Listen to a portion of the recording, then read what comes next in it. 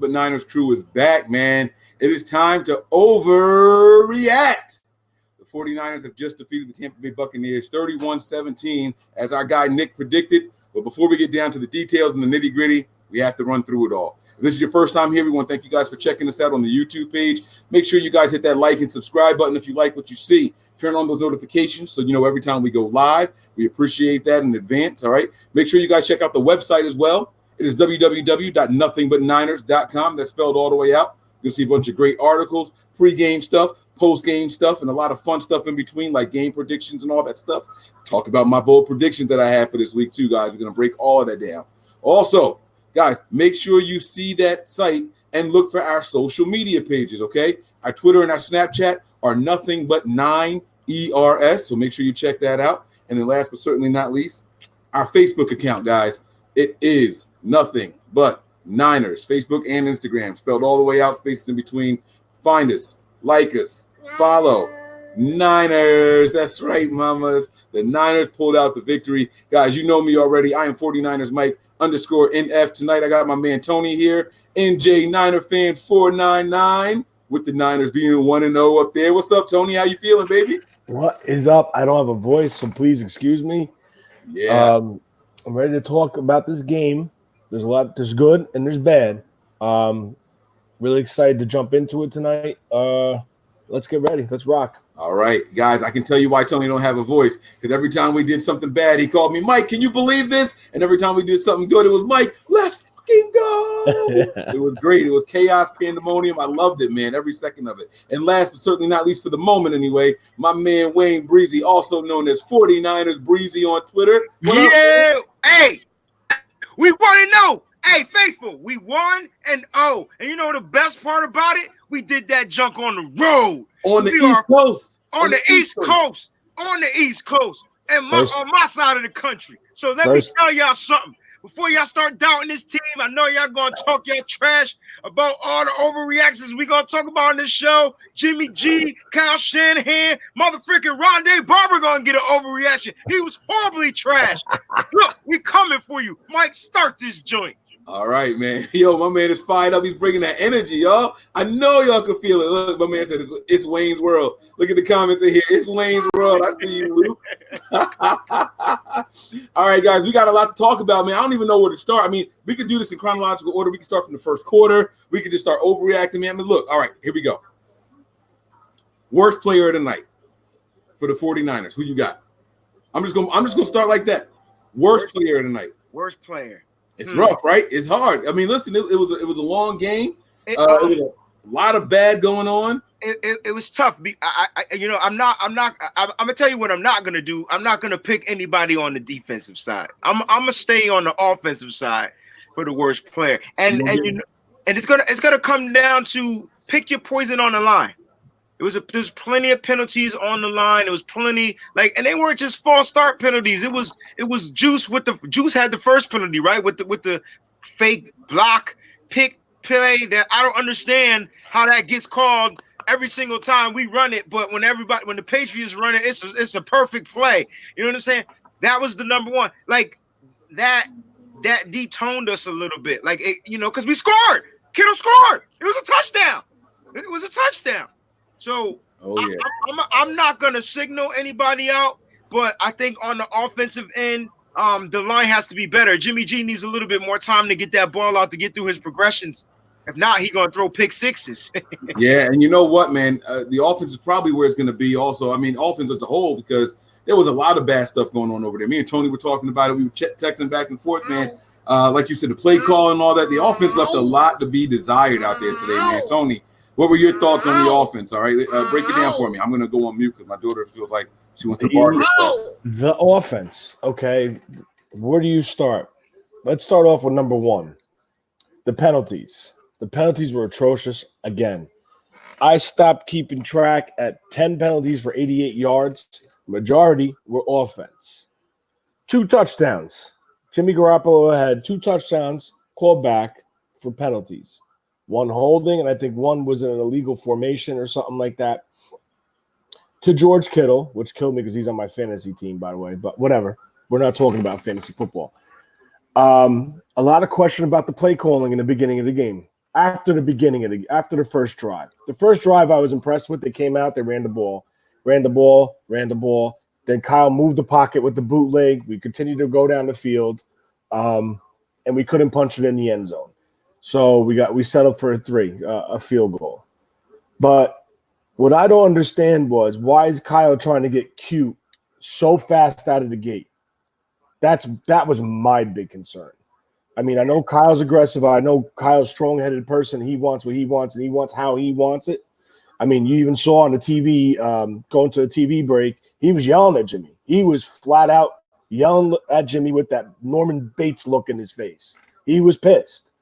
And, you know, I don't want to – about the defense, what the hell – how did he get thrown out of that game? Kwuan Alexander. That was absolutely effing horrible because there's a kid on your lap. It was absolutely horrible. And I know everyone's going to say, oh, he led with his head. Let's talk about it. Let me tell you something. Just real quick, Wayne. What a quarterback, when he gives himself up, it's like sliding into second base. His feet go out first, and then he's like sliding like this. My man had his head first. All right. Now, what if that was the goal line and he was trying to get over that goal line? You stop that guy. I don't care. That was the same situation. Why was he ejected? But then later in the game, they threw a flag for leading with the helmet. And guess what? He didn't go out. No ejection. Mm-hmm. And it was right. And to add on to what you were saying, Tony, it was a no ejection because of the position. Right. The position played. It was a running back opposed to a quarterback or whatever like that. But here's the thing: if the rule is the rule, if it's targeting is targeting. Correct. They call it in college. They don't care what position you play in college, and that's where this rule's coming from. This rule's coming from the collegiate experience. So, like you said, if you're going to throw Kwuan Alexander out for the game, he already got the penalty of the 15 yards. He got ejected from the game, and he's going to get a hefty 3-figure fine for that, right? Mm-hmm. And he going to come back next week and punch. I wish your daughter wasn't on the show. He going to punch Cincinnati in the mouth. I guarantee it. When Kwuan left the game, I felt the energy like decline a lot. He was fired up because Tampa wasn't trying to pay him. They had wrote him off. And because of his injury, the 49ers bring him in. He gets his contract. He want to go out and shock the whole world. I can't, you know, I can't pronounce his last name, so don't make fun of me. But I'm gonna call him Mark 53. He's a scripture. When Mark 53 came in the game, it was cool. He was making plays, but then you see what happens with the second unit when they get gassed. Because Kwuan Alexander needed to be in that game. They started running for 9, 12, 14 yards on first downs. It happens. War of attrition. I get it. The Kwuan Alexander was the biggest biggest hit that we took, other than the injuries, which we'll talk about later. The biggest hit that we took, because it was like taking the energy, like you know, Transformers Optimus Prime got the Energon cube, and you take it out, he no longer Prime. It was that. He's the Prime of that defense. If you watched him, he was all over the play. He was in coverage. You saw the missiles. He was crack. He was getting there. As soon as he came out when that bull crap call, I mean, it was the right call according to the rules. But like you said, yo, the quarterback's got to take a sliding class or something, yo, because that's not fair. That's not fair. That's so indecisive for the defensive player. And if Kwuan would have tried to like invert and miss the hit, he could have tore his pec, tore his ACL, did all that kind of crazy stuff. So now he got to suffer from an ejection, 15-yard penalty, and now a fine. That's bullcrap. And I'm saying that for everybody across the league. I'm not saying that just because it's my team and it could have hurt our team, but they gotta tighten that up. Quarterbacks can't get that much leeway when they run in the rock. They need to be treated as running backs, if anything, which is what happened later. And they still got the penalty, but no ejection. No, you both are absolutely right, man. I'm not even going to touch on it anymore, man. It was a BS rejection. I didn't mind I'll be honest with you guys, I didn't mind the penalty. I wish it didn't happen. I don't think that he was sliding the right way to give himself up. So you still got to down that man. They're going to try to say that he could have just touched him with his hand because he was on the ground, all that stuff. But I mean, he was flying in there already. I didn't mind the penalty. I disagreed with the disqualification though. Let me just run down our numbers here really quick, okay? We ran a total of 60 plays. We only had 256 yards of offense, 11 penalties, 2 turnovers. We were 5 of 13 on third down. We did not have a fourth down attempt of passing. We were 18 of 27, 158 measly passing yards. Hold on. Let me go ahead, Mama. Bye-bye. Say bye. Bye. Bye, Lena. Oh, sorry about the armpit hair in the screen, guys. I apologize about that. We had 1 passing touchdown, 32 rushing attempts for only 98 yards. That is very low for Kyle Shanahan and his offense. All right, I'm going to come back to that. We had the ball for 30 minutes and 4 seconds, literally almost half the game. We had 17 first downs. We had 7 first downs by passing, 6 first downs by rushing, and 4 of them from penalties.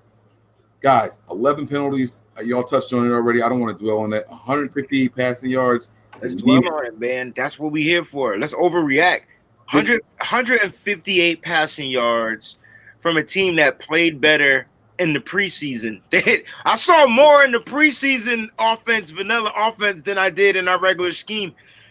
What I couldn't figure out was why. Okay, quarterbacks have their strengths. Quarterbacks have their weaknesses. Jimmy Jackson clearly is strong in the play action pass. I don't care if we was running the ball 1 yard. Did you call him Jimmy Jackson? I did. My bad. Jimmy G. Action Jackson. Jimmy Jackson. I like that. Okay. Yo, right. Jimmy Jack, right? He's clearly stronger in the play action pass, yo. You saw when he ran and rolled the ball out. It was just a better look. It was a clearer field. He gives his receivers time to get open, especially with a struggling offensive line that's been patched together due to injury and the offseason. So Kyle has got, I remember Tony saying he got to stop being cute. Man, bump all that cute stuff. Shit, you're doing it out here. We need to go and dig into the trenches into this joint, yo, because if we don't set the tone at the beginning of this season, yo, it's gonna be a long motherfucking season, yo. And for us 49er fans that's been waiting, y'all can say y'all been waiting since February. Fuck that. I've been waiting since week 3 when Jimmy Garoppolo tore his ACL, and I already knew that this season was gonna be done. Like, we knew that. We knew we were gonna be playing for whatever position in the draft. Cool. My point is that we didn't run outside zone, guys. We kept trying to force it up the middle against the Ndamukong Suh. Why the fuck are we doing that? Vita Vea, like, what were they thinking? I don't understand what the thinking was, man. It's like they scrapped the zone and they went to a power. Right.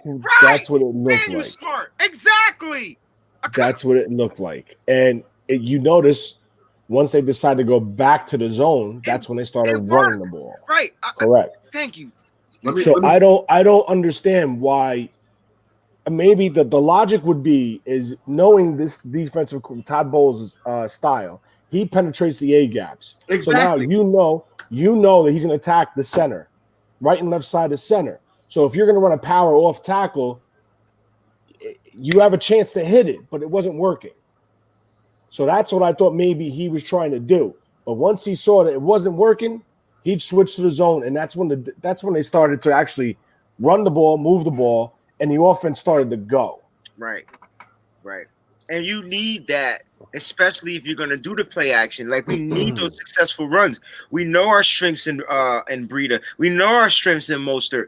Once we lost Tevin Coleman, and I'm praying that the MRIs come back negative, guys. I'm like, you don't understand. I'm going to have a fasting, shut-in, all-type prayer, praying to everything that those come back negative, and he just needs some time off from his ankle, because I didn't even see the injury.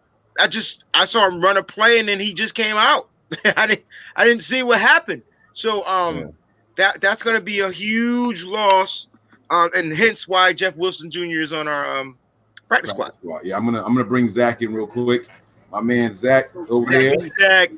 My man. What's up, brothers? What's up, Zach? New mic. I see you over there. He's got a mic and headphones. That's not a mic. That's a bong. Gotta hear it. Hit it. So, hey, listen, man, Zach, we over here. We are flipping out about this game right now. Listen, man, this was I said it to Tony. This was probably the ugliest win I've seen in a long time. There were a lot of things to be positive about, man. We're gonna talk about special teams. I told y'all special teams is gonna play a role. I said it. I said it is the forgotten. It is the forgotten. What's the word? Not the forgotten phase of football. The 3 phases: offense, defense, and special teams. And everybody was forgetting about it, man. I told y'all I was going to play a role. Mark Nazaucha came in there with that blocked field goal. That brought some mojo back to us, man. I like that. But listen, I want to ask you guys this question. I'm gonna be difficult. I'm gonna hit y'all with this one hard. What's up with your boy Buckner? Okay, what about him? Yeah, what's up with him? Where was he at? I'll take that one. Go ahead. So it was interesting to see because we've been hearing all offseason whether or not Buckner's elite, whether or not Buckner's top 10. And he came out here, and for the most part of the game, he was virtually unknown. Nobody was talking about him. You didn't even hear the announcers, which are even at then are kind of half aware of what's going on. They didn't even talk about him. That's so right. It's interesting to see kind of the people who are really into 49ers football and whether or not they were going to kind of stick up for him and say, this is why. I haven't personally seen anything online as to why people are making, I don't want to say making excuses, but explaining why he wasn't as active as he was supposed to be, quote unquote. But I agree with Mike. He was kind of gone. He was virtually a non-factor. Bosa was making himself, a factor on every down. Ford was, forced fumbles here and there. And Buckner, I saw him have a couple good, really, really run stops, and I'll give that to him. However, as far as, creating pressure, and maybe I'm talking out of my ass, but I didn't really see that from him. So if anybody else wants to chime in. I agree what you're saying. I just think, and listen, by all means, I'm not making an excuse. Mike, I text you during the game, and I said it. I said, where the hell is Buckner? Clearly, and by all means, guys, this is no excuse. But playing in that type of heat, and the offense was not sustaining long drives, so the defense was on the field like that. I know they tried to rotate guys, but, man, let me tell you something. I didn't play in that type of weather, but I played in hot weather. It's tough. Yeah. That heat kills you, man. It's tough on your body. You could drink all you want, but it still knocks the shit out of you.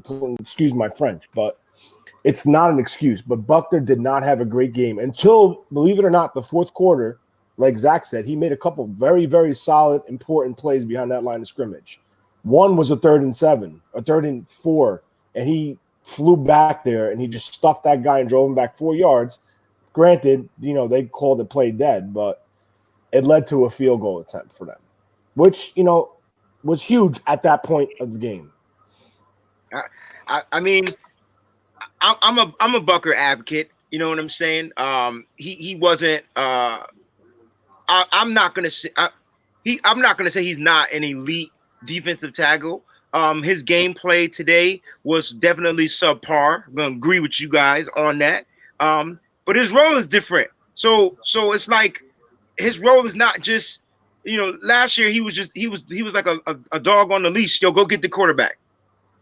Okay. And that's what he did. That's what he did. He had 13 sacks, right? 12 sacks. He went and did that role. His role's a little different in his wide nine. It's created for him to have more space, but you still need all the other pieces.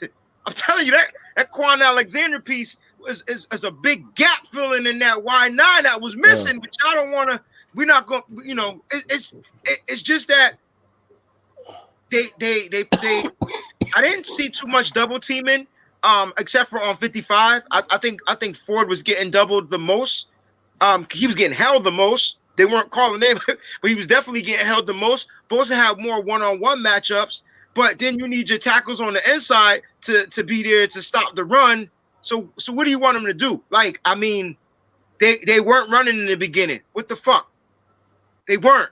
And then all of a sudden, pieces start missing on the defense. They gashing up the middle for 9 yards, 11 yards, 12 yards, 14, then a loss, then again. So it's and then you gotta put in the attrition of the hydration. Not saying that that's a factor, but no, Buckner did not play at the all-star elite level that the Pro Bowl elite level that we know that he has this week 1 on the road, buddy. We need to get the fuck home. I'm telling you, man, it's a little different.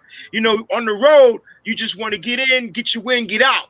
And I think that's what they did, yo. And they did it on all 3 phases. The offense was stagnant.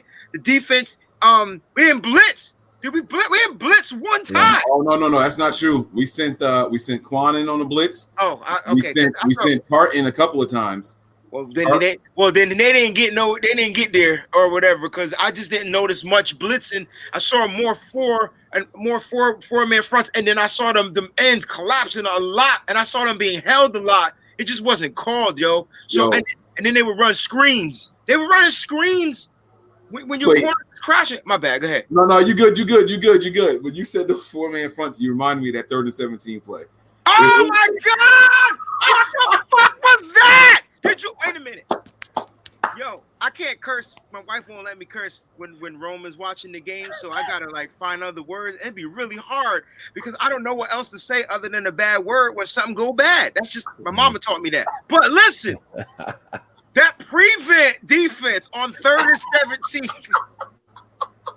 and if I know y'all 4, we in the group chat, so I'm trying to be as positive as I can. But the fact that John was negative as fuck allowed me to be free and say what I felt like I needed to say. That was the worst. I don't know I can't even say his name right. I don't know what he was thinking. Just play regular defense, yo, and take your pick. If they get it on a regular base, wide 9 nickel package, fine, cool. But don't ever put 9 people in the back and other people up front ever. I said 9, but obviously I can't do math. No, I know what you mean, it was bro. 4 up front, and then 7 in the back. 7 in the back. That was horrible. And then they got the first down. What? What did you think? Jameis Winston was the first pick in the draft. He might suck, but he's not dumb. I mean, yo, quick route. Red, boom, boom. All you gotta do is run. And don't they study physics in football? Or maybe they was too dumb. They don't know that the car coming this way is probably gonna, go over a car that's just standing still. Man, I don't know, man. I was pissed. That pissed me off. Yeah. That pissed me off. But then the defense made a stop after that. Yeah. They did. This game was an emotional roller coaster, to say the least. And I'll be honest with you guys, the score is not reflective of how this game went, in my opinion. I don't know how you feel over there, Tony and Zach, but I'm telling y'all, this game, the score wasn't reflective of how the game actually went. Now, y'all let me know if I'm wrong. The defense, all right, let's overreact in a positive way. All right, let's overreact in a positive way. We didn't have Trent Taylor out there. We didn't have Pettis out there for the first almost half. He caught 1 pass, I think. Yeah, but I didn't. I wrote down when I saw him for the first time. But he was gone for a very long time, and then he came in. Oh, here we go. I said I have not seen Samuel sit down at all. Also, haven't seen Pettis. Very interesting. And I said Pettis sighting late in the second. So that was that. Listen, man, these penalties, the missed tackles. Doesn't this sound like the 49ers of 2 seasons ago? When we started the year, the penalties, the missed tackles, and all that. The only difference is we got the W this time. So I want to ask y'all, man, when we step back and we look at this game and we're not overreacting, is this a good game for the Niners or was this a bad game for the Niners? I think it was a huge game for the Niners. I think the victory was good, but the play was horrible. But I'm saying, how does this project? Does this project like the Niners are going to get better from here on out?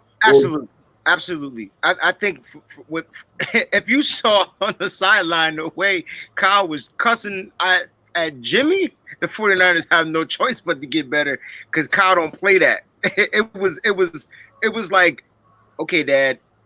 And there was nothing Jimmy could do. So then Jimmy took his frustrations out on Bourne. It was funny. So I'm like, yo, these are the growing pains. And remember, guys, guys out there, 49. Like remember, Jimmy Jack G still has not played like regulation football since week 3 of the regular season last year, and he was still coming into the offense then.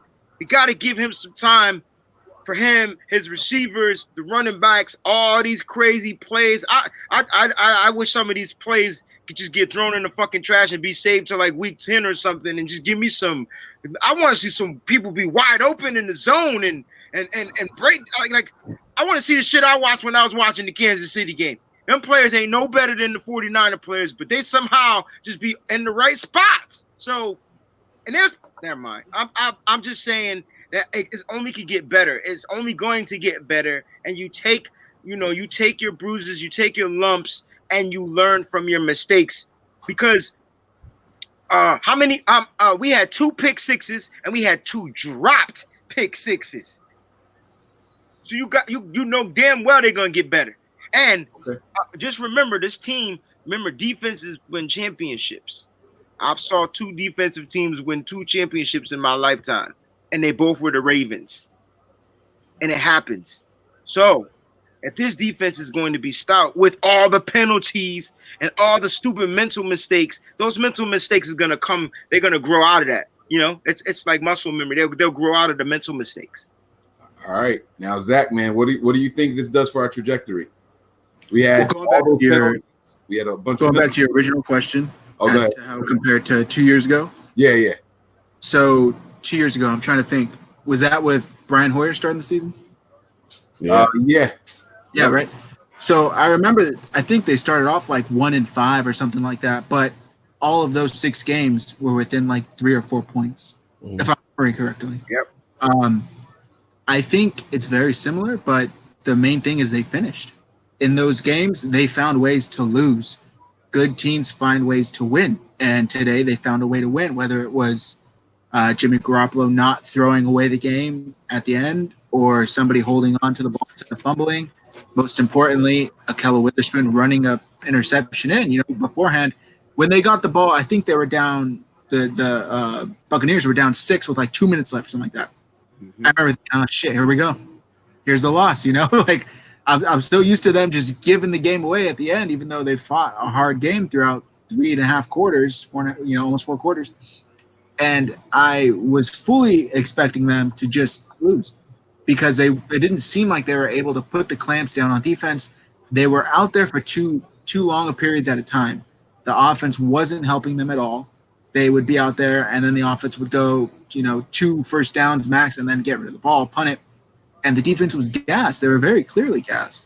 So they could only do so much when you're completely exhausted, playing in triple-digit heat, probably, 80% humidity or something.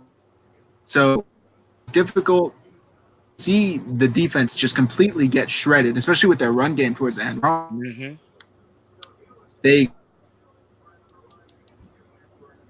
Zach froze. Uh-oh. We got a frozen Zach there. All right, Tony, man, I want to get your thoughts on it. Is he back? There you go. Yeah, we lost you for a second there, but it seems like you're back. Okay.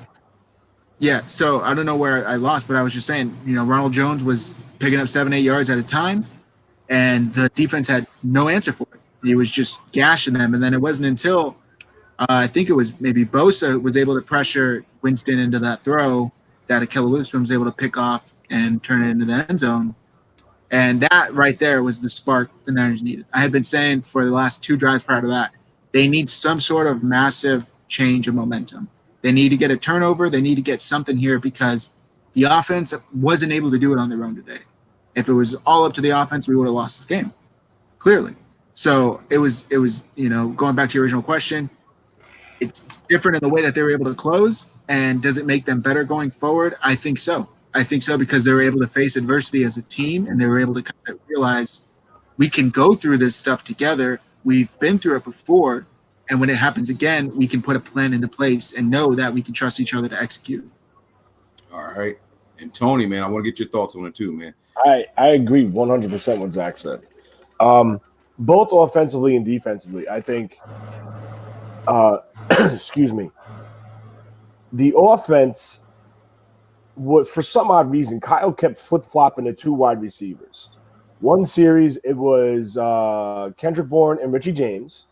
And then the next series, it was Deebo Samuel and Marquise Goodwin. Then when they went three wide, the slot guy rotated between Deebo and Richie James. Now, in my opinion, when you're flipping wide receivers like that, it's hard for a quarterback to get into a rhythm in throwing wise. Okay. The offensive line, I thought, played okay. Like, they had their moments, but then they had their bad moments. I thought Weston Richburg, who plays the most important position on this line for this offense, had a solid game coming off that injury. He got shoved back one play, and Sue just caught him off balance, and he had no chance. It is what it is. It happens sometimes. But overall, I thought his play was pretty damn good coming off that type of injury. Now, let's switch it to the defensive side of the ball. The defensive side of the ball, we all said this and we all agreed. Before Kwuan Alexander went out, that whole unit was flying around, making plays, hitting people. It was like, holy shit, this team's got swag. And it looked really, really good. And for the first time, I was like, wow, man, this is great. Kwuan went out. The defense took a step down in their play. It's like they lost all their swag. The hot boys, everything. But then, like Zach said, this team fought through adversity. They lost their, I want to say maybe heart, not the heart, but the fire of their defense. Yeah. And, they went through some adversity with some bad penalties. They bounced back. Sherman got the pick six. That brought him back into the game. Then they went down. Jones started popping off runs. They hit a couple balls downfield. But then they came back and made another big play, sacks. And listen, this defense, Mike, I don't know if you have the stats. Do you have the time of possession in front of you? Yeah, we had the ball for 30 minutes and 4 seconds. And what about Tampa? They had it for the 29:56. Okay. Well, for the 29:56, I mean, let's all agree. They had it for 30. We had it for 30 minutes. That all came in the fourth quarter when Kyle decided to go 22 personnel, run, and then set up that shot to go downfield. So this defense as a unit was on the field in the first three quarters a lot more than that offense. And it just deflated them. They came back. They fought. They were down. They missed the field goal. Kyle made a couple bad decisions. And this defense did not back down. They just kept fighting and fighting and fighting. They got through injury. They got through a couple bad penalties. And most of all, they beat that heat. This team could have crumbled and said, you know what, it's too damn hot. But no, they kept fighting. They stayed in the game. They made the plays when they needed to make the plays. And let me tell you something. No one's talking about this.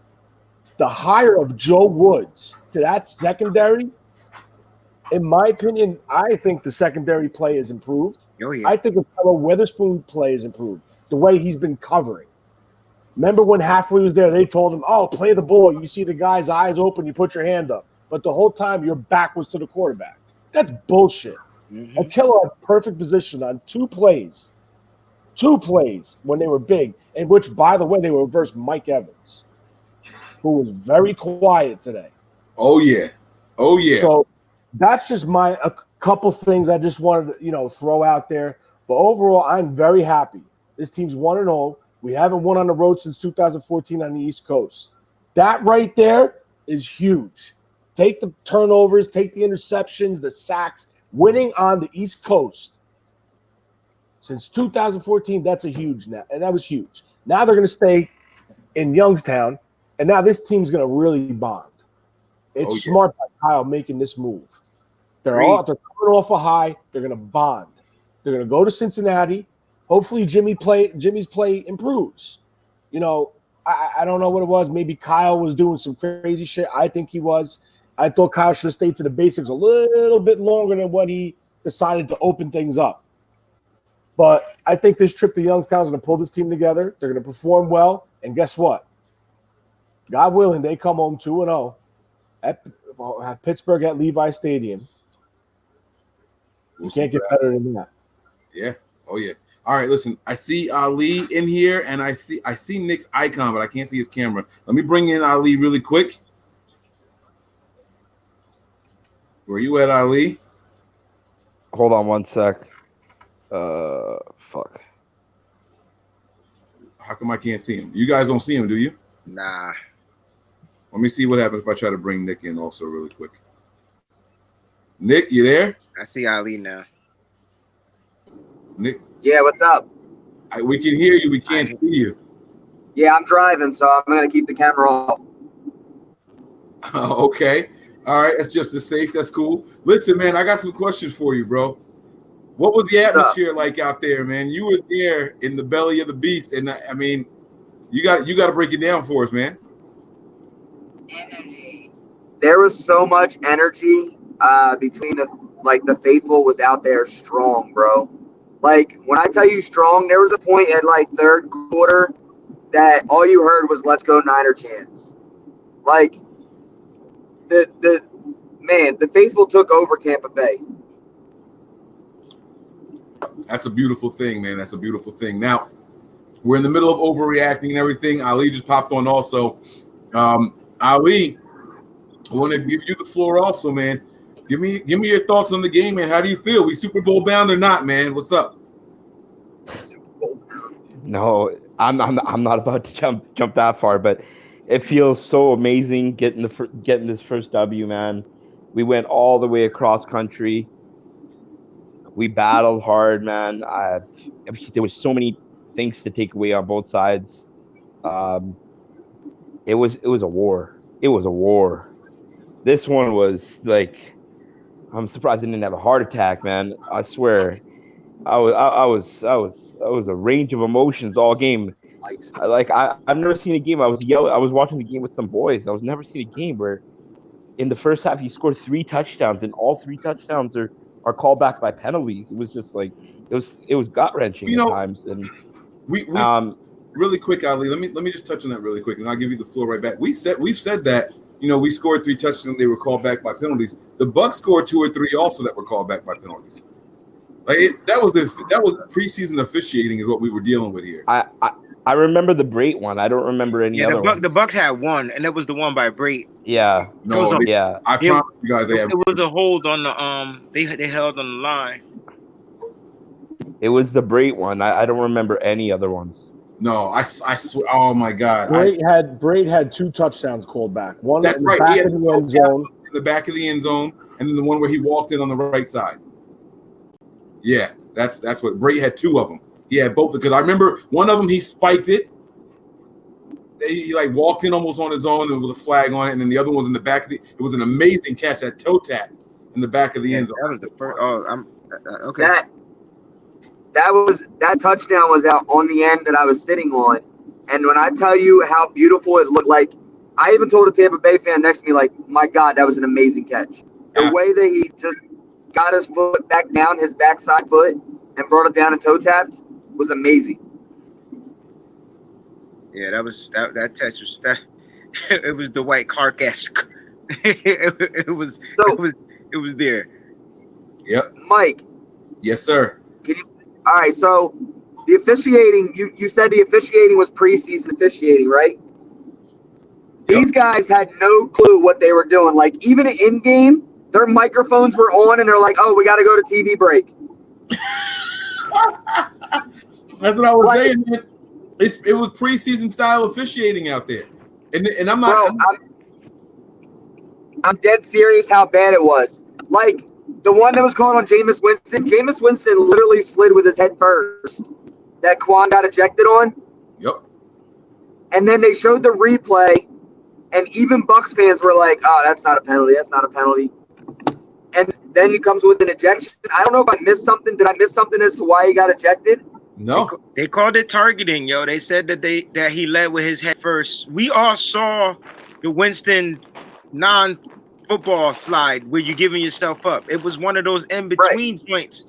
So if Kwuan if he's already in the process of trying to make the tackle, it ain't no way he could push the pause button on his force. It just so the way the head looked, the way the head hit the helmet is what they called. Like, that's what they called, yo. But it should have just been a penalty. It should have been. It should not have been an ejection.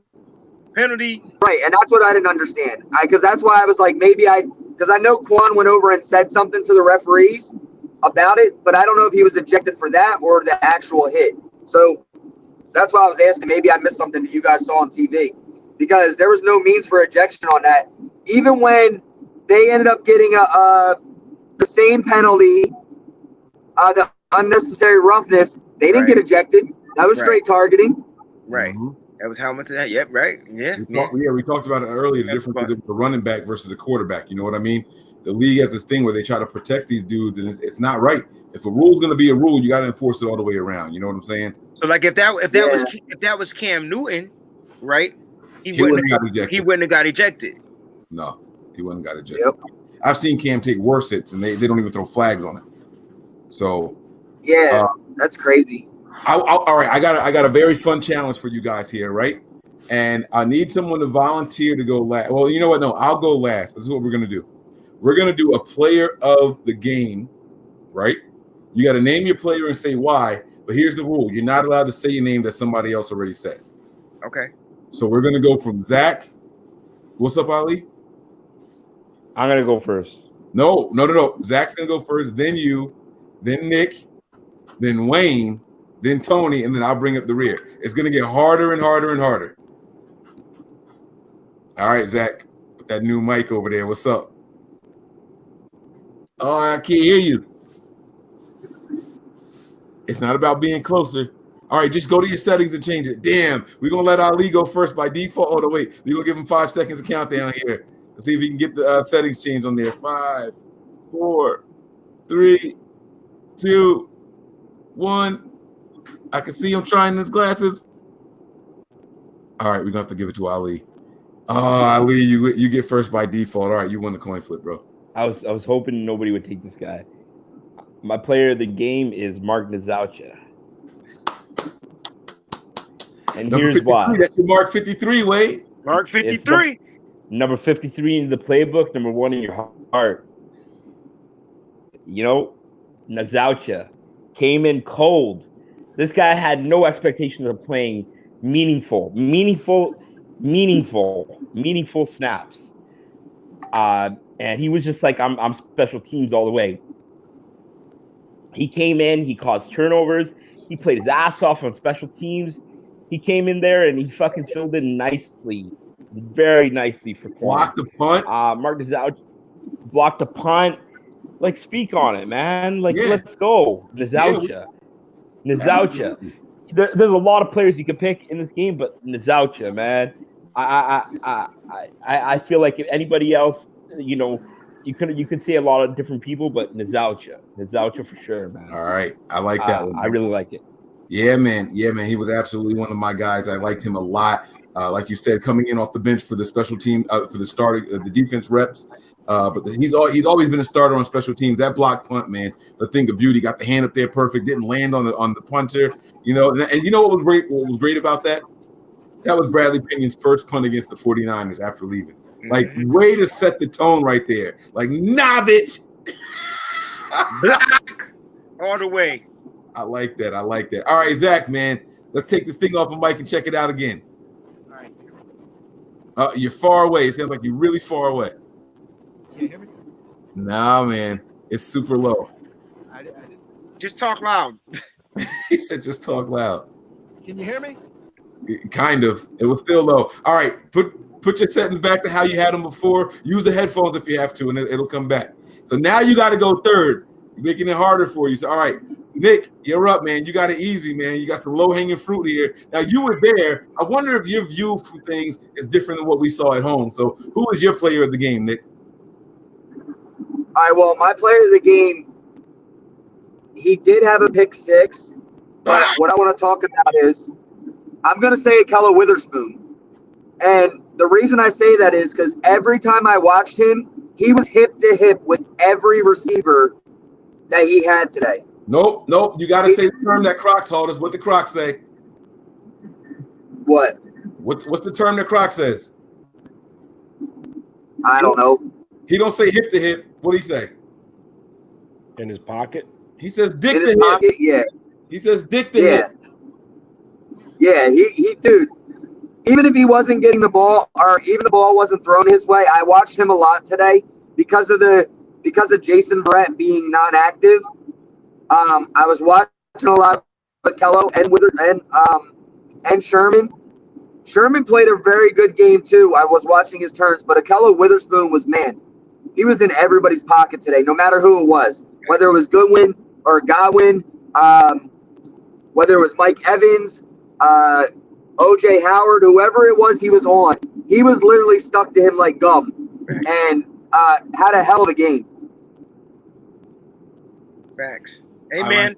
Hey, Nick. Hey, when you're young, you could do that, baby. You know what I'm saying? Like you expected to do that when you got some age on your tread tires, on your tires. It's my turn. I'm gonna be honest though with you real quick.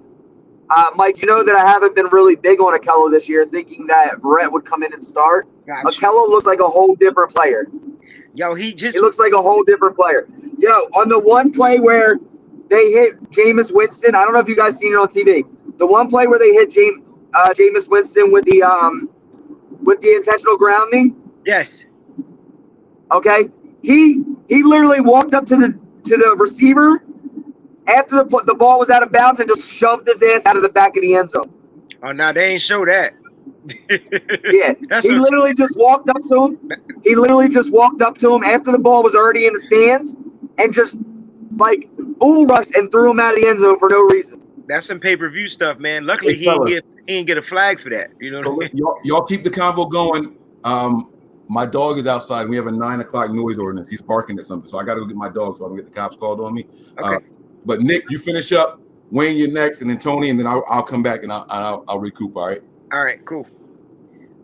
Yeah, I don't know what you guys saw on TV, man, but like I said, I can't wait to watch the all 22 on this because there's some things that I just didn't see that I want to see. But Ali, I love your pick of Mark, man. I thought he balled out as well, and I'm gonna go with Akello. So whoever's up next, go ahead and take it, and I'll moderate here. All right, man. Those are two good picks, man. I mean, Mark set, like you said, Mark set the tone. I call him Mark 53 because I'm not going to mess up his last name. So Mark 53 came in, blocked that punt, set the tone. Kwuan went out, came in the game, boom, boom, boom. He just, picked up where Kwuan left off. And I definitely loved the Killer Witherspoon, yo. I thought he balled out.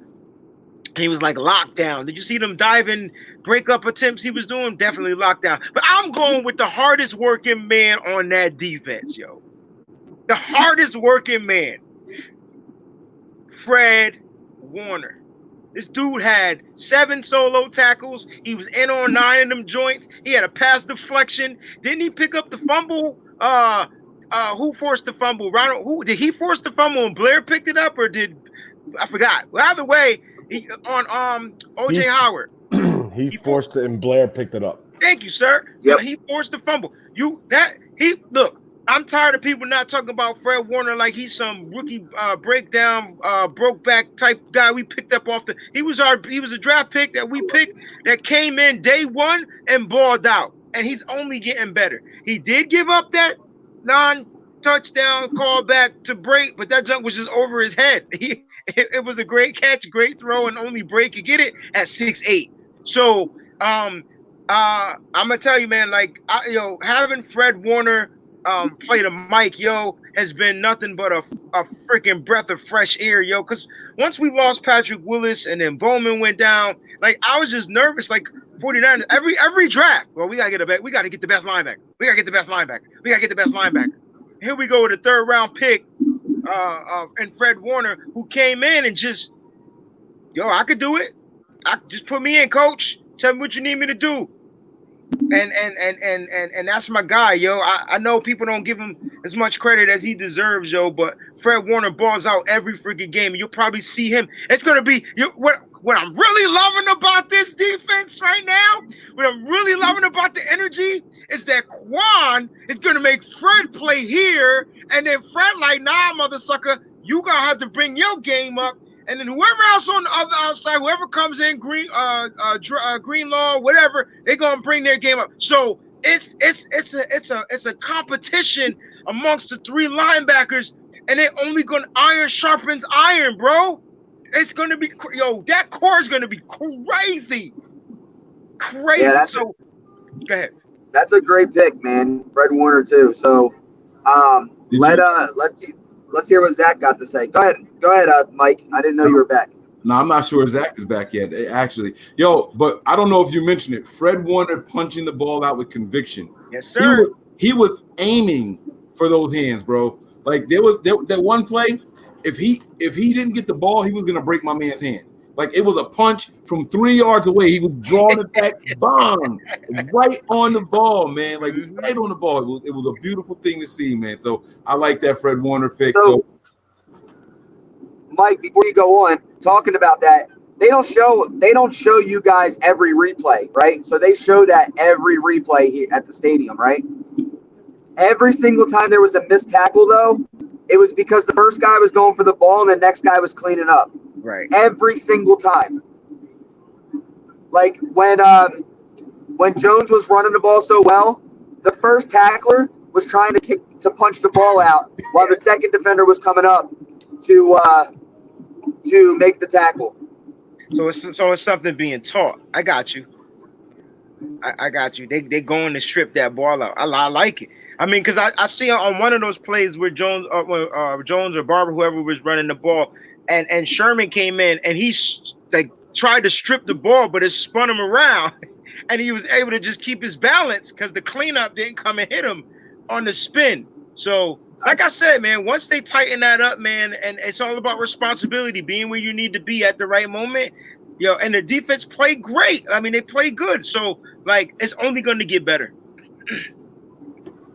All right. So we have Martin Azalcha. I like that. That you know these special teams guys don't get a lot of love. Appreciate Ali doing that one there. Nick giving my man AK some love. I told y'all Verrett wasn't here for his job. He was here for Richard Sherman's. I tried to tell y'all AK gonna hold me down this year. And then my man Fred Warner getting some love from 49ers Breezy. Now, NJ Niner fan, my man Tony. Who you got, man? They taking all the good ones, bro. Can you go first, Mike? Because I already know who you're picking. No, I was gonna try to figure it out based off of what you said. All right, I know who you're picking. I'm gonna give. Shoot. I don't know who I'm gonna give love to today, man. That's crazy. I'm surprised you just didn't say it. You guys, they took all of the top three. They definitely took the top three. I like what Fred Warner was doing out there. I think my number one guy would have been Witherspoon. Number two, I had Ford Nazalcha. 3 was probably Warner.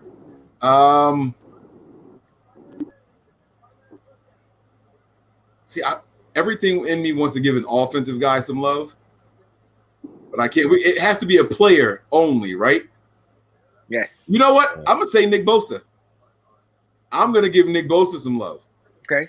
Nick Bosa, he had a penalty. I know he had a penalty, but he was out there getting those pressures. He had a sack. He had 3 tackles, I believe. He should have had 2 sacks, but he should have had 3 sacks. I think he missed 2 of them, right? He was on skates on one of them, yo. That's the one. For a guy who didn't get to do anything in preseason, a guy who was coming off of injury and hadn't played football in over a year, to me, for that to be your debut, kudos to that young man right there. I'm gonna give it to Bosa, man. He had a couple of penalties, like I said. They definitely could have been better. He could have easily had 2 more sacks. Did he have a tackle for loss, or was that D Ford? One of those guys had 2 tackles for loss also. But Nick Bosa was out there, and like I said, his first game, I'm not disappointed. As far as I'm concerned, he's on pace for 16 sacks this year. So Nick Bosa is going to be my guy. I'm going to give it to Nick Bosa. I'm surprised you didn't say Mostert. I got to be honest with you. I mean, he had the one big hit on special teams, and it took him a couple of runs to get his legs under him, and then he started taking off. That was Mosley, bro. That wasn't Mostert on special teams. That was Mostert. No, that was Mosley. No, Mostert had that big hit. Yeah, it was Mosley, not Mostert. That was Mosley, number 41, yo. When he came down, it was Emmanuel Mosley. Yeah. No way. Yes, No man. way. I kept texting y'all that. That was mostly, bro. Like that punt was so beautiful by Mitch, and mostly got there at the same time as he caught it, and it was crack. It was the like, first punt of the game. Yeah. Yeah. Well, That was the my second man punt. Mosley. Yeah, man. Mostly got down. Yeah. And that boy happy to be on the 53, man. I'm telling you, that's your boy, bro. Yeah, I didn't know that was Mosley. I saw the one, so I thought it was Mostert. I saw the one, I saw the M and the O. I was like, oh, that's Mostert. I got it. That's my and they said it was Mostert too, and I'm like, man, these announcers suck, yo. Oh, so that's probably why I thought it was Mostert. Then if they said it, then okay, all right. Yeah, it was definitely Emmanuel Mosley because they even announced it over the thing. You know, big tackle by Emmanuel Mosley. Like it was definitely Emmanuel. All right, okay. Now I stepped away. Let me check these comments here. All right, so then, but I'm gonna like I said, I'm gonna stick with my man. Mike, Yeah, what's up? before we move on, I want to ask you a question since you picked Bosa. What were your thoughts on Bosa and Ford with the run game? I was concerned. No, I'm saying like after they played. I know you were concerned, but how was it when you watched them today? No, that's what that's what I'm talking about. Now I'm reflected on the game. I was concerned about them in the run game, but you know, a lot of it I think had to do with them being worn down. Towards the end of the game, a lot of our defensive linemen were beat. They were exhausted, and you can tell that this was part of I was about to say Arizona because I'm so used to BA coaching Arizona, but you can tell this was part of the Buccaneers' game plan. They knew that we were getting winded, and the runs just got bigger and bigger. It was a 3-yard run, a 6-yard run, an 8-yard run, an 11-yard run. Like they were running it down our throats, and there wasn't much that we could do about it. So yeah, absolutely, I was concerned about it. But I'm gonna attribute it to the weather. I'm gonna continue contribute it to the wear and tear of what these guys are going through, because there were times where they looked good. They looked good. They were containing well and things like that. They were forcing them back inside. So you know, there's pros and cons to take away from it, but it's still definitely a concern for me for sure. I'll tell you what. No. The Fars Buckner come off the field, and then what? We couldn't understand you. You were sound like. Oh, how about now? You're good now. You're good. All right. I was saying when Fars Buckner was coming off the field, they were getting chunk run plays. Oh, see, he wasn't even in because we was giving him the business earlier. Yeah, they had to keep rotating them. Every time he ran off the field and got replaced, they were getting chunk runs. See, we didn't know that, yo. I didn't know that. I'm gonna keep it a buck. I see what you did there. Keep it a buck. We talking about Buck? Yeah. Oh, what you know about? I see what you did there. I like it. Cast that up on the wordplay. Hey, really quick, I want to give some knowledge to one of the comments that I missed. I'm sorry. It was from Eric Sanchez with the $5. I'm sorry, Eric. He said, "Where does our defense performance rank us now in the NFL?" So it's a very interesting question. I wonder if he means like as far as the league goes, like if we were to look up the NFL rankings right now, you know what I mean? I don't know if that's what he means or if he's like asking our opinions. So I'm going to give the official answer. If I look up our defensive rankings, it's got to be pretty high because we didn't even give up 300 yards total. But if you give me a couple of seconds, let me pull up the standings here. Nope, I want to go rankings. I don't want standings. Before you give an answer, I'm just no matter what you say, I think the answer is incomplete. The answer is what? And incomplete. And the reason why I say that is because we never got a full game to see with Kwuan. You know, we didn't see Verrett rotated in there. So I like in terms of like the broad answer, stats aside, I think it's incomplete in terms of what his question was.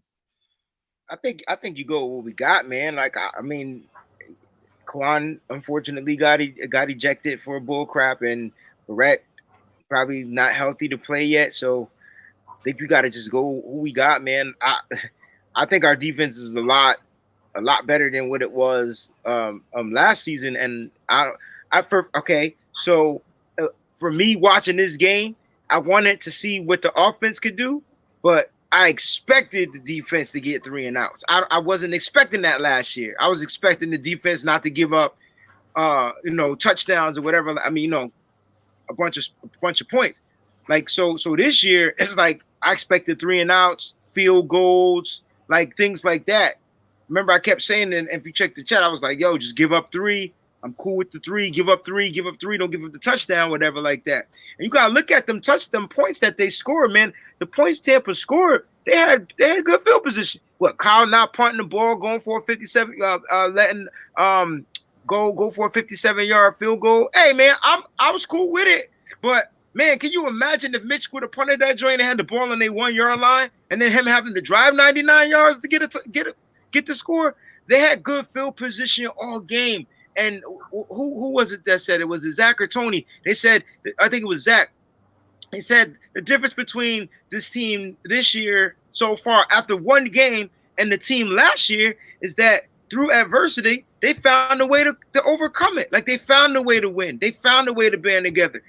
So it's like this defense is gonna be a problem, yo. I'm checking all my fantasy child. Whoever ain't take this defense, I'm going to snatch these suckers right up real quick. Because you had them good defenses giving up points, like the Jaguars. They was getting torched. Jalen Ramsey was getting torched all game, game by Sammy Watkins. So, no disrespect. I'm just saying, I think our defense is playing. It starts with the coaching. It starts with the coordinator down to the positions coaches, to those players. I think there's a system that they're all brought in. So when the rankings come out, I know none of that has to do with the rankings. When the rankings come out, I think we should be damn near top 15. Well, I got them right here. Okay. I got them right here. So, all right. So there's a couple of ways to break this thing down. So the first one is at yards. All right. So our total yards here. Oh, Jesus, that's the opposite. Hold on. God, the Dolphins allowed 643 yards today. They gave up 59 points, 50-something points. Oh my God. They had LeVar Jackson looking like Randall Cunningham, yo. Oh all right. So number one is the Ravens. They only allowed 200 yards. So that's good. The 49ers came in at this can't be right. We weren't that damn bad. Hold on now. Wasn't it only like 250 something yards we allowed?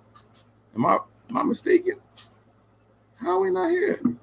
Yeah, man. We get no love, yo. It's cool. This can't be right. That's maybe right. You know what? Maybe the NFL hasn't updated their list yet, because I thought we only allowed like 256 total yards. Checking now. Here are the team stats. Total yards. They had 295 yards. Yeah, but that's 95 more yards than what the Ravens had, and they were number one. But that would have been good for 6th. Looking at this list right here. See, the NFL only has 16 teams up here, so they don't have the later games up here yet. Oh, okay. So they don't have the later games in here yet. So all right. That's why it's the way it is. So I can't give him the answers because I also don't know what the other teams did. So I'm not sure how to answer this. All right. So what were we doing here, Nick? I know there was something you wanted to say too, right? Or we were asking Zach. You back there, Zach? Can you hear me? Yeah, there he is. You sound like you sound like you record. Sound like you eating the mic now. Gobble gobble, baby. All right, now listen, man. Nervous. So Tony's got the toughest spot because he's going last. So far, here are the people you can't say. You cannot say Raheem Mostert. You cannot. No. I'm lying. Damn it. You cannot say Mark Mazalcha. You cannot say Akello Witherspoon. You cannot say Fred Warner, and you cannot say Nick Bosa. Let's see. Yeah, it's tough. I'll go with Richard Sherman. Let's do Richard Sherman. Yeah. All right. So, I know I don't know if he was I haven't done any research. Just totally off the top. My I man don't know if he was shadowing Godwin the whole game. I doubt it. He usually doesn't shadow wide receivers. Godwin kind of went off today. I'll give him that.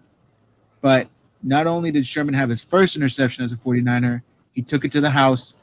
And it's pretty well known. He's the vocal, spiritual leader of this defense.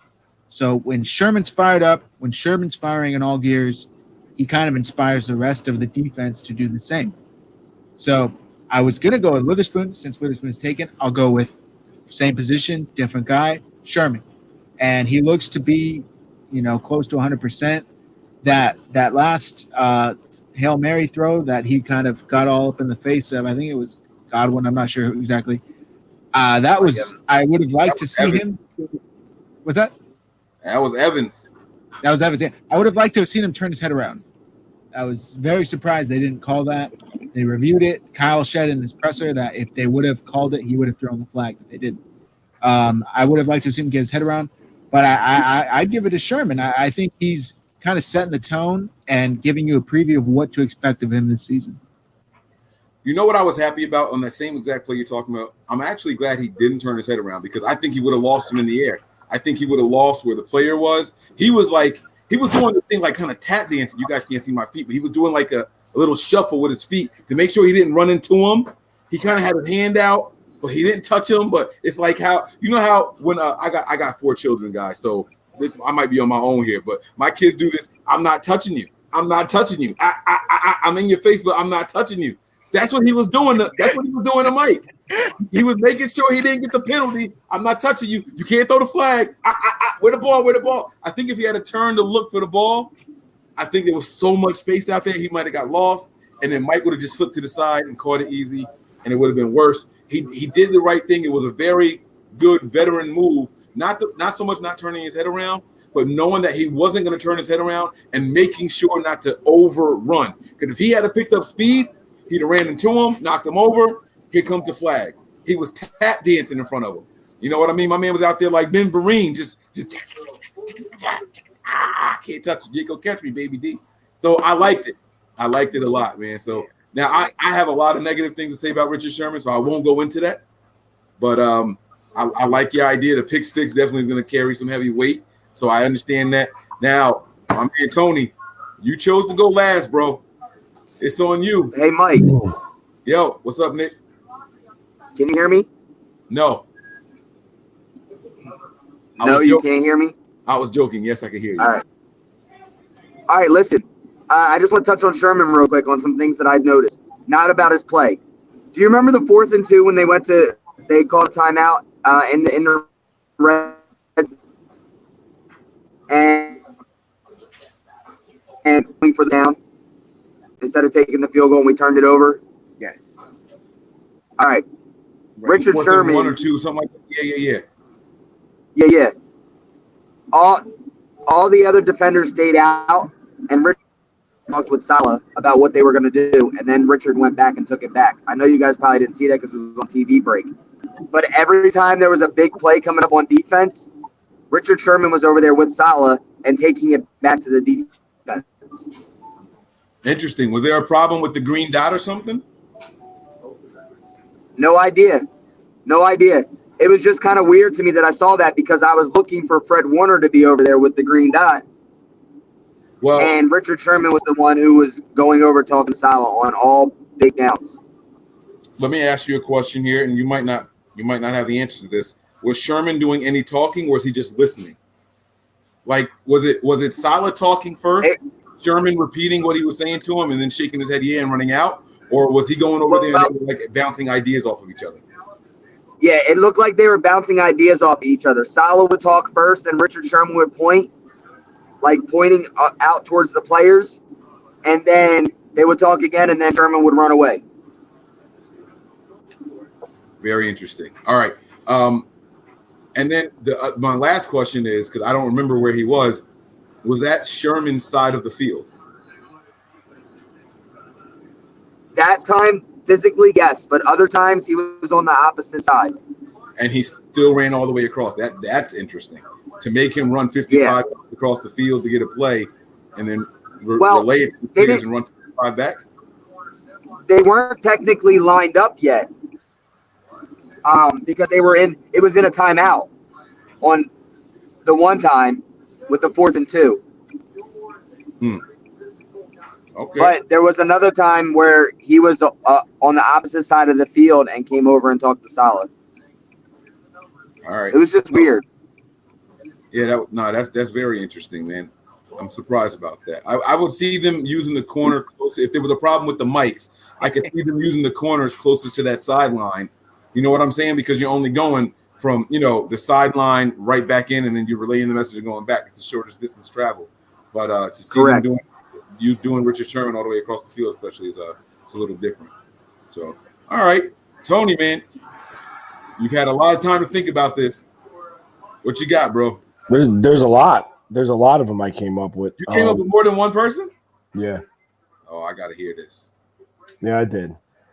I'm going to go with Kwuan Alexander because what he brought to that defense and how they elevated their play just from him. My opinion, he's a leader on the field. And he gets that defense ready to go. Swag-wise, speed, he's all over the field. He was a great addition to this team from what I just saw today. My runner-up would be Travarius Moore. I think they didn't give up a deep ball, and he made one hell of a play in that end zone that should have been a pick six. That was one of them. I mean, I could keep going, but I'll just go with those two for now. Okay, I like it. Another thing, just a shout out to D Ford, man. The Niners made two big moves in free agency, and so far, it looks like the right moves, man. It does. D Ford was a monster. You guys weren't disappointed with the pressure? What's that? Huh? You guys weren't disappointed with the pressure? I mean, they just weren't. For the first game, they just weren't getting to the quarterback like I thought. I thought they would win their one-on-ones. D4 had people chipping on them too. So they were getting to the pressure. It's just James. He got some wiggle in him, man. He tough. And you know what? Every quarterback we face in our conference got the wiggle in him. So they better play or practice tackling a rabbit in practice or something, because it's gonna be like that. Russell Wilson is probably one of the greats to do it. He steps to the side, get him out, make one person miss, but they'll get better as they go. They go along, man. As they go along. I think that defensive line's gonna gel. It's gonna start gelling, yo. And like you said, that's wisdom too, man. You got D Ford on one side. That's wisdom. That's gonna help, because teams are going to have to double team him.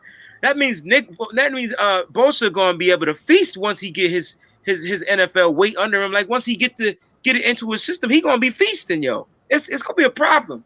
And then they'll apply those little blitz packages you said you saw that I know I didn't see, but you saw it, so I know we did it because you said it. You really didn't see them blitzing today? I was so focused on the ends. I was so focused on the ends getting the sacks. I saw Tart come in and get put on his ass. I saw that. He must have got picked up on the blitz. And I just didn't see it. But you're gonna see some more exotic things happening, yo. But like I said, with Kwuan missing, it just changed up the way Saleh had to call the game a little bit, yo. Cause he was flying to the ball. He was flying to the ball. Like he know how to play that. He know how to play linebacker. Oh yeah, absolutely.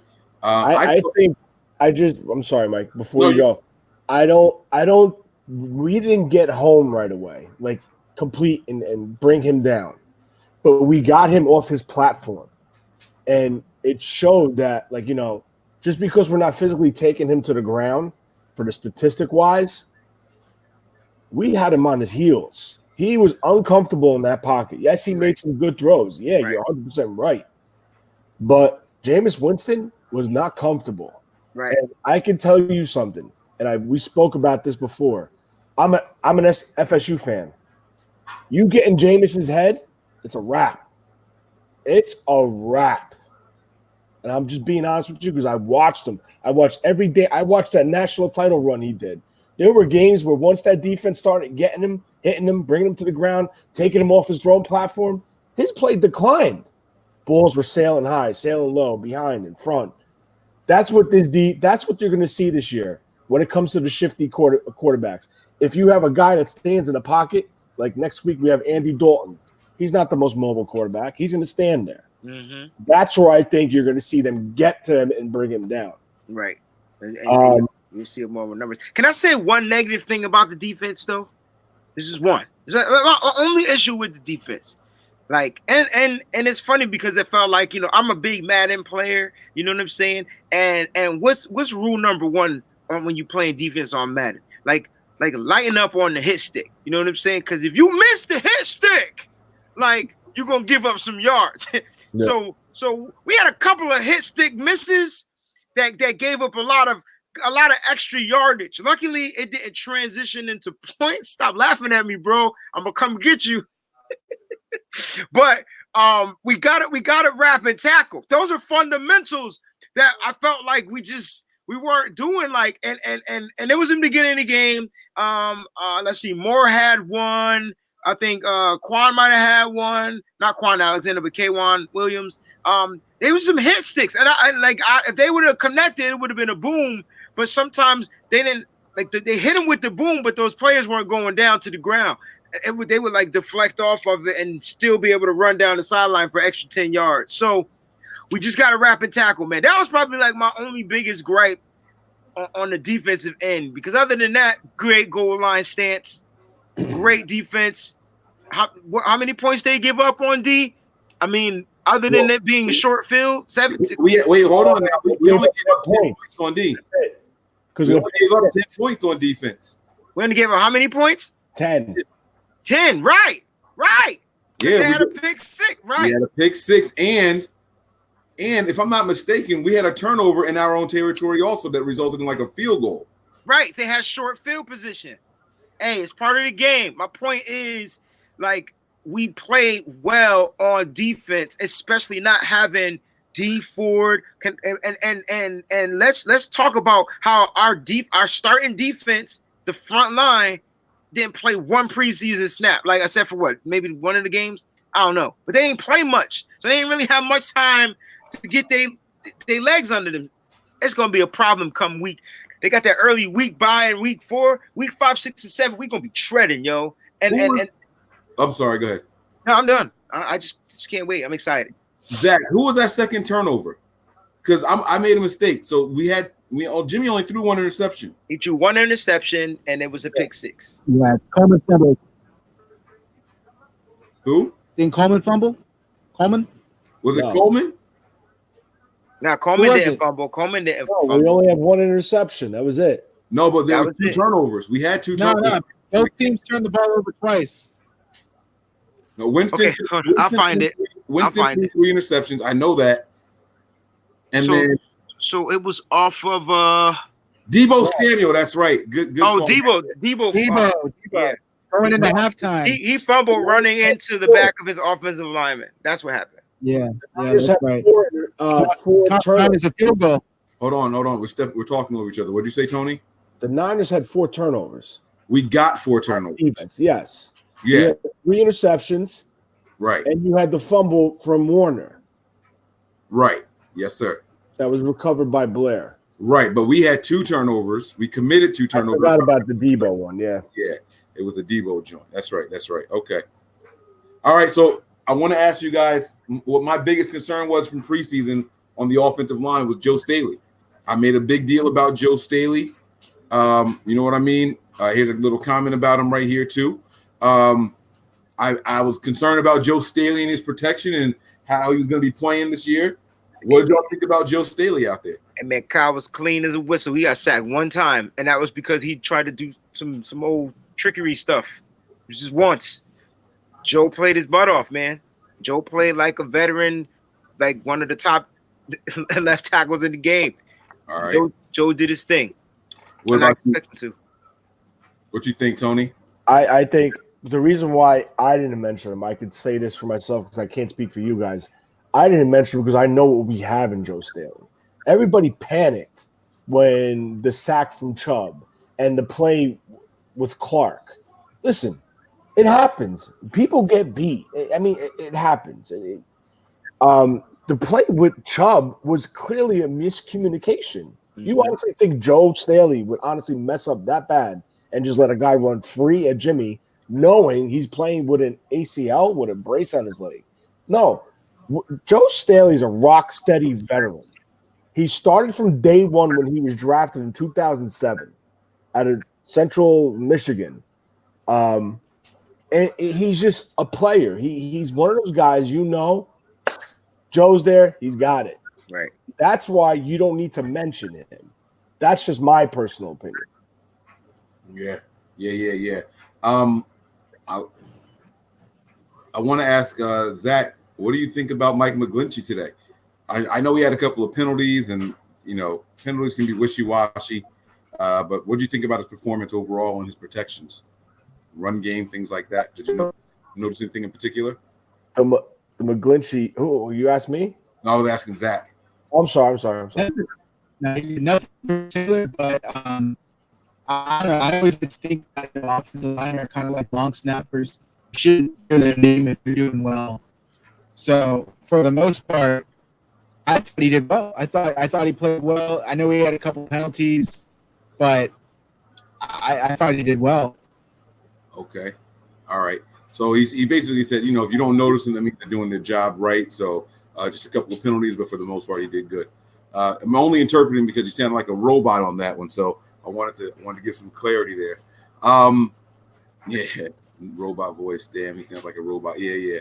I got you guys. All right, fellas, man. Were there any other takeaways? And for the people in the group chat, man, you guys let me know if you have any questions you want the panel to answer.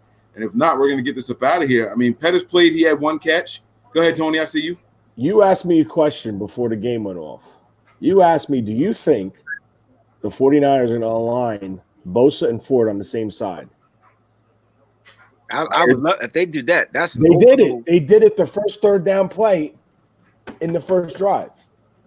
I like it. And let me tell you something.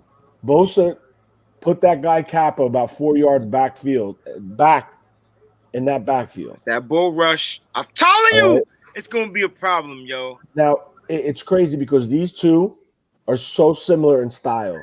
They both have that hand slap. They both know how to use their hand. They both have the ability to convert speed to power.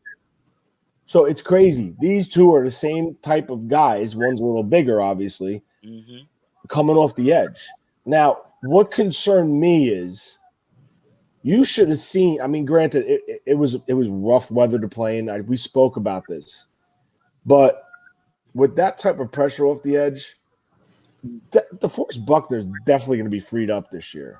Definitely, it's got to happen. I understand he had a rough first game, but I think honestly, overall, the whole 9 guys that were active had a rough game too with this weather-wise. I'm not saying their play, but getting through this type of weather day in Tampa. But listen, I'm really looking forward to it. I'm really looking forward to this defense. This defense, I mean, you got to give kudos to John Lynch. You got to give kudos to Robert Saleh and that whole front office, Peters, Mayhew, whoever the hell they have. Their guy that's in charge of, scouting free agents for the upcoming offseason. Yeah. They found their 2 guys, and they got them. And they're both perfect fits. All right. So what we're going to do here, we're going to do a rapid fire segment here. I'm going to click on some of these questions or comments. We're going to answer these, and we're going to get up out of here. So this first one inspired a question by me. I'm not going to try to say this person's name here. Maybe it's Devil's Son. Never mind. What did you guys think when you saw Jimmy Garoppolo scrambling for the first time? Be honest. Shit. Don't lie. Nah, fuck that. Not me. I said run, nigga, run. I mean, run. I'll scream for him to get out of bounds. I'm sorry, guys. I wanted him to get out of bounds so bad, and he did. And the run was good. Yo, when the pocket and the coverages break down and you see 20 yards of daylight, you run. That's what you do. And he did that. And he got out of bounds. I thought that was a late hit, but he got out of bounds, right? He gave himself up. He got out of bounds. They didn't throw the penalty flag. They did throw the penalty flag. My bad. It was on us. No, they didn't. No, I mean, we got called back. Yeah, they threw the flag. It was just on us. My bad, guys. Part of my explicit lyrics. You're good. You're good. You're good. So, what about you, Zach? How'd you feel about it? We'll give it to Tony also. My heart sank. I just got flashbacks to him in Kansas City. It was almost similar. You know, he got hit as he was trying to go out of bounds / going out of bounds. So I was just, you know, it was like an eternity waiting for him to get back up when it was like half a second in real life. So as soon as he got back up, went back under center, I'm like, all right, he's good. He took his first, hit. Let's do this. Mm-hmm. Tony, your thoughts, man? I actually loved it. I'm going to be honest with you. I was a little scared at first, but then you know what? I sat there after he ran. He got the first down for 20 yards. It shows that he's clearly over this ACL injury, and it's behind him. And that's good. That's very good to see. Doesn't mean I want him running a sprint option or something, but at least you know he has confidence in his knee, and that ACL injury or that play that took place in Kansas City is not in his head saying, oh, shit, is it going to happen again? Do I run or just go down? Yeah. So the mental part, I'm happy he's over. Listen, this is what I liked about it, and then this is what I didn't like about it. He got beyond the sticks, and I felt like he stayed in a little bit longer than he had to. But that's the player in you. That was a negative on it, right? But here's the positive. I thought Jimmy had a really rough game. And I think that he felt like at that moment, even though there was plenty of time left in the game, I feel like in that moment, Jimmy felt like this game is slipping away. It was 3rd and 17 or some shit like that, right? 3rd and 12, 17. It was something long. 3rd and 3rd and 12, I think it was. I felt like Jimmy thought that the game was slipping away. I got to do something. I'm not getting it done with my arm. I'm not making some of these right decisions out here. Yeah. I think he had already thrown his pick 6 then, right? Yeah, this is toward the end. Yeah. This is toward the end of the game. You know, I'm thinking that this guy is thinking, I gotta do something here. I like that he took it upon himself. Look, I can't be afraid of this. This is a part of football. I gotta go. I loved it. And even though it came back on a penalty, that was Mike McGlinchey? That was a Mike McGlinchey hold, as a matter of fact. Yeah. Even though it came back on a penalty. That was the McGlinchey penalty. Yeah. Even though it came back, I think that did something for the team. I think that did something for Jimmy, and I think that did something for the coaches too. I think that's when Kyle was like, all right, guys, we don't got to baby this guy anymore. He's out of his funk. Right there, that moment, I think was the defining moment for this game. I don't know what the score was or anything, even though I can tell you that, it was 3rd and 12. I can tell you that it came back on McGlinchey. I don't remember what the score was, but I felt like that was the turning point right there for the offense, like to just loosen up a little bit and get into the groove. So I like that. Let's click on some more of these questions here, and then we'll get up out of here. This one is from Joseph Carlson, and it says, what do you think about the play call, like the screen to Debo that cost us 3 points? So the play calling in general tonight, I heard a lot of criticism for this. Let's go Tony, Zach, and then Wayne. All right. I was the one who, all of us complained. But when we were watching the game, I was texting Mike, what is Kyle doing? I think what Kyle's initial thought process was, Jimmy was in a little funk at that point. He didn't make that run there. That was in the second half. I honestly thought he wanted Jimmy to get the ball out of his hand fast into a playmaker's hand who has clearly run after catch ability, we'll say. And it worked. It moved up, but he just dropped the ball. No one hit him. The ball just came out of his hand. I like it because his idea was trying to get closer to get a field goal. But on the other hand, it cost us. So, but there was a lot of other things. Minus that play, there was other, since when did the 49ers run the pistol under Kyle Shanahan? Do you guys recognize them running the pistol ever before? What the hell was that? I don't know. Yeah, I'm not sure. We saw some new wrinkles. I tell you, definitely new. I'll go last. Zach, you go, then Wayne, and I'll go afterwards. It looked like he didn't trust Jimmy. That was my honest impression. It looked like he was kind of thinking, I have to overcompensate for Jimmy today. And some of the throws, some of the play calls were BS. You don't run it up the middle against this defensive line. The Bucs were stacked on their defensive line. And 1st and 10 on their own 2. Let's run it up the middle for a gain of nothing. 2nd and 10, on the 2nd yard line, 2 yard line. run it up the middle for a gain of nothing. He constantly tried to force feed it where there just wasn't room. And it almost seemed like there wasn't enough trust in Jimmy. And I personally would have liked to have seen him cut Jimmy loose. And almost as a way to say, I trust you. You're my guy. Go win this game for us. Instead, he was kind of, through his actions, through his play calling, saying, we're going to win it even with you kind of hindering us. So there was a bunch of play calls where I disagreed, and I felt like he was trying to necessarily hide Jimmy's weaknesses instead of playing up to Jimmy's strengths, if that makes sense. And that makes perfect sense. That was really good too. Here's the thing, right?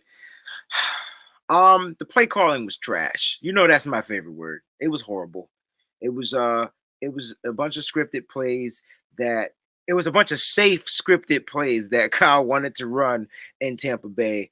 And if we get out of there with the win, we get out of there with the win. I want to get back to the person that addressed the question. They asked, was that the wrong play call or whatever to run? You know, it's funny because my initial reaction was that was a horrible call. Like, if you're going to run it, give it to your running back, just run straight up the middle. You're trying to kick for the 3 points anyway.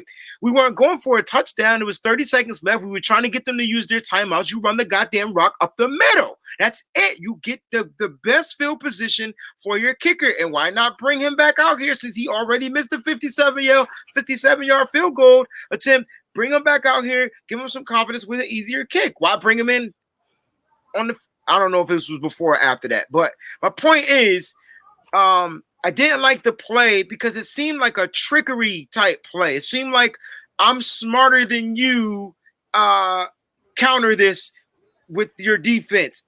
And we don't know if it would have worked. It was a weird looking screen, wide receiver screen, and it looked like it was going to work. It's just that Debo's so God bless it fast. He ran into his offensive lineman, and then connecting to the offensive lineman, the ball comes out.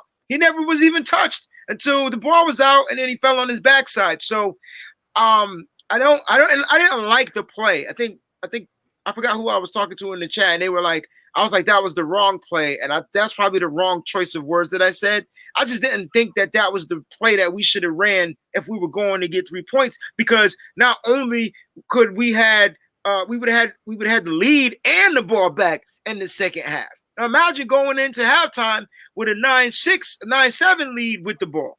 So it would have been better. The play calling was just, it was very vanilla. It was just not what we're used to seeing. They did let Jimmy G rip the ball. His timing it sucks. His timing's off. His timing with the receivers is off. His throws are overthrown. He threw one behind Goodwin that Goodwin should have caught. Like, we gotta rule that whenever my coach told me, if I touch the shit, I better catch the shit. That's the rule. It don't matter if it's high, low, to the side, to the right. If my hands are able to touch it, I should be able to catch it. Well, Marquise Goodwin didn't drop the pass. Kendrick Bourne dropped the pass. Like, these guys were just dropping balls that they should have caught, that were catchable, at least to my extent, even though the Kendrick Bourne pass was high, even though the Goodwin pass was behind him instead of in front of him.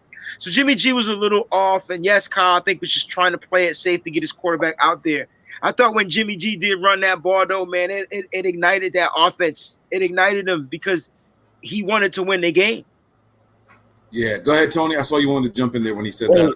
Wait, I just want to touch on that play. You mentioned about Goodwin, how he was coming across the field, and the ball was behind him. Now, I was texting Mike. I said, watch, they're going to come out. They came out in 22 personnel, 2 backs, 2 tight ends, one wide receiver. And if you watched, all Kyle kept doing with Debo was doing this. Shift. Yep. So now every time he shifts, that defense shifts. Right? So they got to redo their keys. So when he snaps the ball, they ran it. And I said, Mike, he's doing it. Now, this is Kyle's philosophy. One play sets up the next play sets up to that play. All his plays have reasons to do, to get to his optimal goal. I said, Mike, here he comes. He's going to run the ball. He ran it. He got positive yards. I think, what do you get, Mike? The first one, 10 yards? I think Breeden broke one for 10. They broke one for 12. Once they started, yeah. That was the outside zone running. Yeah. Yep. Yes. When he started the 22 personnel and he put the outside zone in, he got 10, 12. Then I think someone came in and ran 8 yards. And then that play, I said, Mike, he's going downfield. And that's when he did it. Yeah. That's the staple of Kyle Shanahan's offense, West Coast offense, whatever you want to call it. Why he diverted from that in the beginning of the game after that first drive is beyond me, because look how successful it is. But that didn't even happen, Tony, in the beginning of the game. That happened. The first drive they did, because that's how they scored that touchdown. Remember the bootleg? And they hit Kittle, and Kittle ran it in for the touchdown? But we didn't score for it. We had a field goal in the beginning. Because we had the penalty. Oh, you're talking about, okay, I get what you're saying. Yeah, right, I get what you're saying, Nick. Why did he change up from doing that? Right, no, I got you. It's working, so why go to this gimmick shit? If it's not right, because Kyle, because he's just the king of chess. I understand what he's trying to do, and he's trying to attack matchups. I know what he's doing. That's his strength. He runs plays, and he wants to see how that defense is going to react. So now he knows, all right, so if I show this, I'm going to attack here because they're going to go do this. I understand that. But if you see Jimmy struggling, let that man get comfortable. Agreed. Yeah. Start moving the pocket and things like that. Give him stuff that he's comfortable with. All right, so listen, that was supposed to be rapid reaction. We got all of 2 questions. So this is what we're going to do. I'm going to click a question. I'm going to answer. It's going to be me, and then the next question is going to be for Tony. The next one's going to be for Zach. It's going to be for Wayne, and we're going to do that till we get through all of them, because all the questions that were on the screen while we were answering the first one, they all got off in the chat. So I had to have people type their questions all over again. So I'm going to go first here. This was from Andre Moore, and he said, what did you think of Debo in this game? I like Debo. I was very disappointed with the wide receivers altogether. It could be the drop passes. It could be the Jimmy Garoppolo's play or the play calling, but I felt like I wanted to see the wide receivers more involved. That said, this game tells me that Debo was wide receiver 1. It's not about the stats or anything like that. It was how he was used. He is the weapon on the offense. So I think it's going to get better as time goes on. So that's my response there. And then I'm going to give this one to Tony. NBN Millie Rock says, why didn't we run the 2-minute drill to the end of the first half? We had 3 timeouts, and we let the clock tick by like crazy. We weren't I think it's going to be, why weren't we moving with urgency? Because that was right around where Kyle ripped into Jimmy Garoppolo on the sideline. I don't think he had confidence in him, and that's why he ran that play to get the ball out of his hand quick to Debo, and he had the fumble. That's what I think. I don't think the confidence was there for him to run a true 2-minute drill. All right. Zach, this was going to be for you, man. You know, this is a really interesting question because I think it's a loaded question. It comes from Mike Z. It says, can we play worse than we did today? Now, yeah. Go ahead. No. I was going to say the reason I think it's loaded is because, I mean, obviously you can always do worse, but can the Niners really play worse than what they did today? Like, seriously, it will take a lot for us to be worse than what we saw today, right? No, not necessarily. Mike Evans, Chris Godwin, O.J. Howard, they all could have gone off for 100 yards. Could have had no interceptions on our defensive end. Jimmy Garoppolo could have had 2 or 3 pick sixes, 80 yards, 5 for 20, you know. So they did a lot. They did a good amount wrong, but they did more good. And that's evident in them leaving with a win. All right. Okay, so it definitely can get worse. Absolutely, man. All right, this next one's going to be from my man Wayne of 49ers Breezy. It's from Steve Milan. Hopefully I said that right. Fa Mulan. Maybe, no, I'm kidding. It's Mullen, right? All right, so all the receivers except Debo only had 1 reception, wide receiver 1. Is that a concern? It's absolutely not a concern. Debo was used as Mike stated earlier, Debo is going to be the number 1 receiver on every package. I think that's why he was utilized throughout the preseason, just to give him the field of the game, the speed of the game, get him caught up. The fact that he didn't have a reception, I don't think was the issue because they could use Debo on end arounds, screens, you name it. So expect to see a lot more from Debo, depending on what personnel they bring out there, whether it's 22, whether it's 12, whether depending on how they choose to run. Remember, it's all about it's matchup based. You know this, Steve. So it's definitely not a concern. Just expect Debo to make some plays. He made a play though. Like he didn't have one. I thought he had one reception.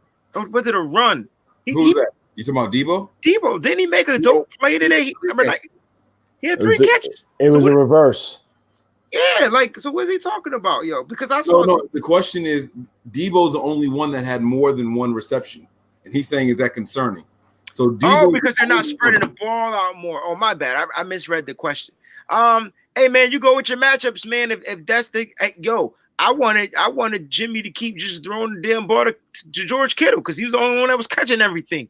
So Kittle got 8 receptions today. It wasn't a lot of yards, but he definitely got 8 of them. So you got to do what you got to do to keep them chains moving, man. Sometimes spreading the ball out to everybody is good. Sometimes just going with what's working is good. So it's not a concern, to answer your question. All right. So let me see here. I'm going to bring Nick back in here. We're going to see if we can get Nick. You good, Nick? Can you hear us? Nope. Yeah, I can hear you. You guys got me? All right. So we're doing the rapid fire thing. I'm going to give you the next question here if I can find it.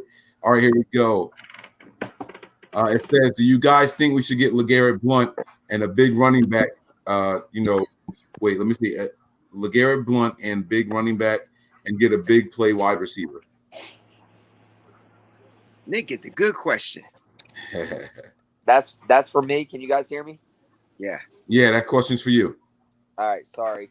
I don't know if my service is good here. Not. I'm back home. So. Nope, your service isn't good.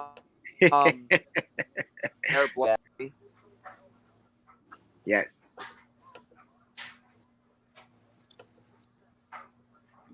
All right, he's gone. All right, so Tony, do you think that we should get LeGarrette Blount? Oh, no, this is back to me. Do we think we should get LeGarrette Blount, a big running back, and a big play wide receiver? I'm going to say no. I think that we should weather the storm here with these guys. I like the crew that we have here if they can stay healthy. And the reason I don't want to get a big play wide receiver, unless it was Antonio Brown, I wouldn't be mad about that. But I think that the Niners have so much youth and untapped potential that the more we add people, the more we're just putting these guys back down on the totem pole, and we're not going to get them exposure. They gotta play. These guys have to play. So that's where I'm at on that. Okay. All right, Tony, I'm gonna give you one more question, and I'll let you get up out of here. Okay. Mm-hmm. Yeah. So this one is gonna be right here. Oh no, I'm sorry. Should we make a move for Melvin Gordon? They're trying to move him. What do you think, Tony? No. We don't need that. All right. So I'm sorry. You got He's a talent. He's a talented running back, but I don't think we need that. All right. That was too easy. Let me ask you this: is Melvin Gordon on a per touch basis better than Matt Breida? You asking? Not statistically speaking, just off Christ. I think he's a better running back as far as not going down after first contact. If you watch Melvin Gordon play, he runs hard. He does deal with injury issues, but I just feel like the stats make it seem like the stats are showing that like they're damn near identical, right? Like they're fast, they're this, whatever. Cool. But something that Melvin Gordon just has a gift. I think if we got a Melvin Gordon, I think we would be upgraded. But do we need Melvin Gordon is the question. Like, do we need it? I would say no. If we got him though, we would be upgraded at the running back position because now you have a bell cow running back opposed to shifting, and then you can try to figure out Kyle can figure out everybody else. He could just figure it out. But people have the game plan for Melvin Gordon. Ask everybody in the AFC West. They had the game plan for him. So, all right. I just think the team's afraid investing big money in running backs. And if you acquire him, not only it's going to cost you a big contract, but it's going to cost you big compensation. And remember, we don't have a second-round pick this year. Right. So, in my opinion, that's why I'm passing. It's not a knock against Melvin Gordon at all because I had him on my fantasy team a year or two ago, and he won me the championship. He's very talented. But with the way our roster's structured, I don't think it's smart as far as a contract wise. Right. And like you said, talent, young talent. Yeah. You keep adding, the young talent gets pushed back. All right. Well, Tony, man, thanks for hopping in here. You guys make sure you give him a follow, all right, guys? He is NJ Niner Fan 499. You can see it right there. We're going to keep this thing moving, all right? This next question is for you, Zach. I don't know if you saw the message in the private chat, but this one is going to be from Dan Durant. All right. This question is, what are your biggest concerns going into Cincy next week? Hey, Tony, man, by the way, be safe out there, buddy. Yeah. Have a good night, guys. Mike, I'll hit you tomorrow. Tony. Yes, sir. All right. So some concerns. The Niners historically do not do well on the East Coast, or on East Coast time, I should say.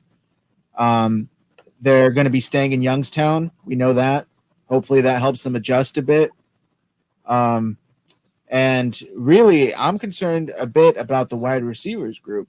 I know Wayne answered a question earlier regarding Debo and the other wide receivers not getting much love. But last season, the rave was all about, especially towards the end, the back end, was Dante kind of turning on, finding his groove, getting into his own. It seemed like throughout the preseason, even training camp, Kyle was kind of challenging him. Even said something along the lines of, his spot, he's got to earn it. I believe, if I remember correctly, he says something along that. And today, I think he had one catch. So it was, it's interesting to see if he's going to be able to turn it up, because Dante Pettis at 100% makes life easier for the rest of the wide receivers. We'll see how John Ross and AJ Green do against our DBs, which played really well today. I think Jimmy will do pretty well. I hope that, speaking about concerns, I'm concerned that Coach Shanahan isn't going to let him loose, so to speak. I'm afraid he's going to still dial him back and kind of script as much as he can to his liking. Coach Shanahan is an offensive genius. We know this. The guy knows, the ins and out of his playbook probably better than anybody on the team, obviously. But I really want to see him let Jimmy get comfortable. And that obviously ties into staying on the field. They have to stay on the field. They can't keep doing 3-and-outs, turnovers. They need to stay on the field. They need to go on 10, 12, 13 play long drives in order for him to find his groove. Yeah. All right. So this one here is going to be for my man Wayne. The player, this is a two-part question here. The player who played above their hype and the player who played below their hype. So that's a fun question. That is a fun question. You got a good one here. Okay. The player that played above their hype.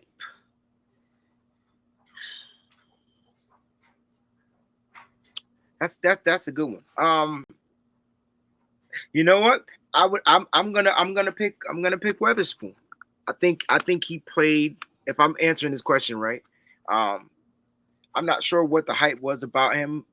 When Verrett got signed, I kept saying, "Oh, there goes our two starters, Sherman on one side, Verrett on the other side." So I think he had to come in and let everybody know, "Yo, this is my spot, and I'm not gonna give it up for nobody, except for Sherman." So I think Witherspoon definitely played above his talent level today, because he not only did he defend their number one, he defended their number 1A. I'm not going to call Goodwin a number 2, because that boy can ball out. If he get free off of some coverage, that boy taking it to the house. So he played well. Like those deflection passes, yo, the comeback, he was coming back, and I'm like, oh, this is a catch, and then he dives, and it's not a catch because he deflected. That's stuff. Those were growing pains that he had to go through his first 2 seasons as a 49er, where he wasn't making those plays. So I'm gonna go with him. And then who played that was supposed to be hype that played below their hype? Damn.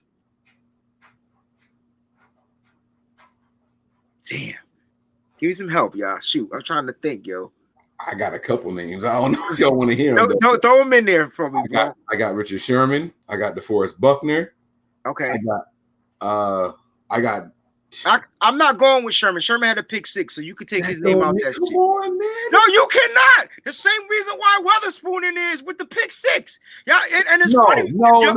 Yes, about Jimmy? absolutely. The pick What about 6. Jimmy? The pick 6 sealed him winning player of the game, hands down. He was locked down all game, bro. What about the pick 6? Nah, man. All I'm saying is that pick 6, and they wasn't even throwing to his side as much. They picked on Sherman the whole game. They threw it to his side twice. Yeah, why not? Why not? On the opening draw, on their opening drive, Sherman had 2 penalties. Yeah, I'm throwing to Sherman all game. He was money. You know damn well those was bullshit penalties, bro. Okay. Okay. So Sherman didn't get away with that shit in Seattle. Those ain't no buts. Those are penalties that he been doing all his life. And we complained about it, right? Had the refs been consistent with the shit then he probably wouldn't have did it now. Let's keep it a buck. That's not how it worked. We didn't complain about Sherman doing that before he got here. Did we complain about Sherman doing that? No, nobody was complaining about Sherman point blank player. Y'all just didn't want Sherman. You hate Sherman. No. That's not what I asked. That's not what I asked. I said before Sherman got here, he was doing that. That's what you said. I'm agreeing with you. I'm saying, didn't we complain about that? Absolutely. When he was a Seattle Seahawk, but he got away with it. And then when he came into the 49ers organization, he got to realize he can't get away with shit because they target us. Like we can't even eat on the wrong side of on the dinner table. Like we got to do everything according to what we think they want us to do. So Sherman is fucked. Straight up. Man, you are wild for that one. All right, so man, that shit. You don't have Sherman overplaying, underplaying. I don't. So who do you have? You got to give me somebody. I heard Zach. I'm gonna go with Buckner. Wait, hold on. Zach slid another name in there that was interesting. Go ahead. Jimmy G. Jimmy G. Jimmy G. Jimmy G. Check his stats. He wasn't great. You know, it's just tough because I got to give Jimmy G the benefit of the doubt to the fact that he just still coming back from that injury. So like I overshadow his bad play. He didn't throw 4 interceptions. He threw 1. So that's a plus. He got sacked once. That's a plus. Like, so granted, he has some bad throws. I just didn't look at him as being like, I don't have a hype on Jimmy G right now because we don't know which Jimmy G we getting. We trying to build him back up. But DeForest Buckner, on the other hand, wasn't the force to be reckoned with today. I hope I answered his questions.